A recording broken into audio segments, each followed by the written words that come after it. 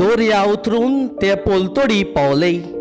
थंय तांणी होडी लायलेले आनी ते होड्यांतले भायर सरोना फुडें लोकांक रोखडोच जेजूक वळखलो आनी आख्खे प्रांतान धांवी धांवी वचून तो खंय आसा ती खबर आयकून थंय वायटाकारांक आंथरुणार घालून हाडूंक लागलीं.